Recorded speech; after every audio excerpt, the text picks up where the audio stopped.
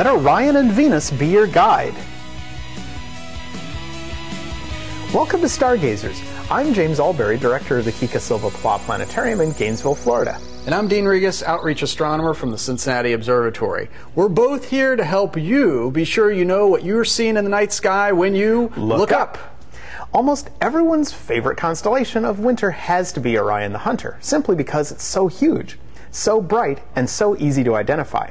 But did you know that you can use the stars of Orion to find Taurus, the giant bull of the heavens, plus Orion's 2 hunting dogs and a crouching rabbit named Lepus? Plus, we have 2 dazzlingly bright planets in the western sky after sunset, and a rare chance to use Venus to help you spot the giant planet Uranus. Let's show you. Okay, we've got our skies set up for any night over the next few weeks between 8 and 10 p.m., looking due south, where you'll see 3 bright stars evenly spaced and lined up in a row. They make up the fabled belt of Orion the Hunter. And directly above them, you'll see 2 other bright stars, which mark Orion's shoulders, and below the belt, 2 more bright stars, which mark his knees.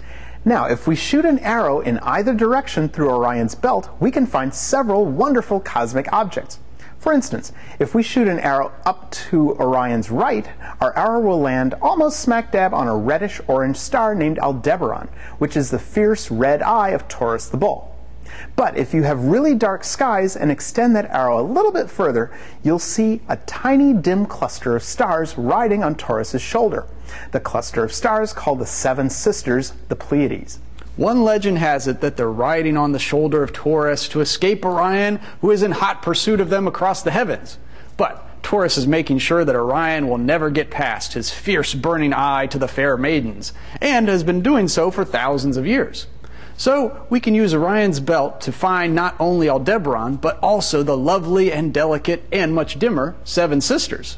Next, shoot an arrow through Orion's belt in the opposite direction, and it will land smack dab on the brightest star we can see in the night sky, Sirius.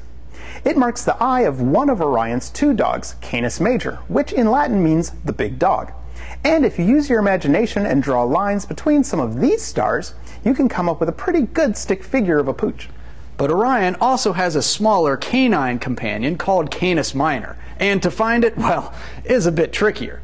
Take Bellatrix, one of the shoulder stars of Orion, and draw a line between it and the other shoulder star, Betelgeuse, then extend that line to the east, and while it won't run smack dab into Canis Minor, it will come very close to the brightest star, Procyon, which marks his eye.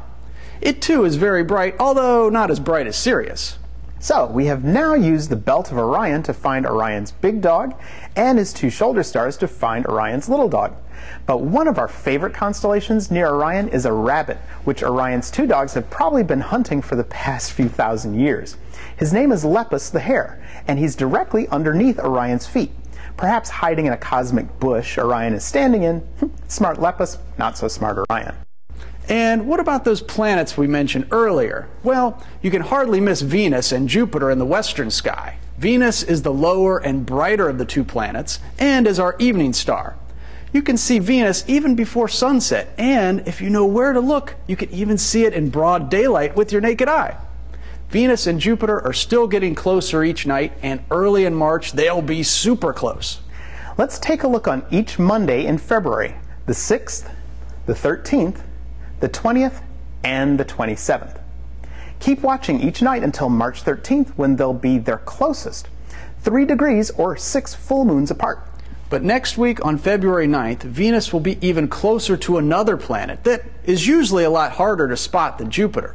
On the evening of February 9th, Venus will be less than a ½ degree away from Uranus. You couldn't even fit 1 full moon between them. They'll be so close. You'll have to use binoculars to see this. So there you have it, Orion and Taurus and Orion's 2 dogs hunting a bunny, plus Venus and Jupiter. And for one night only, on February 9th, be sure to catch Venus and Uranus. Keep looking up.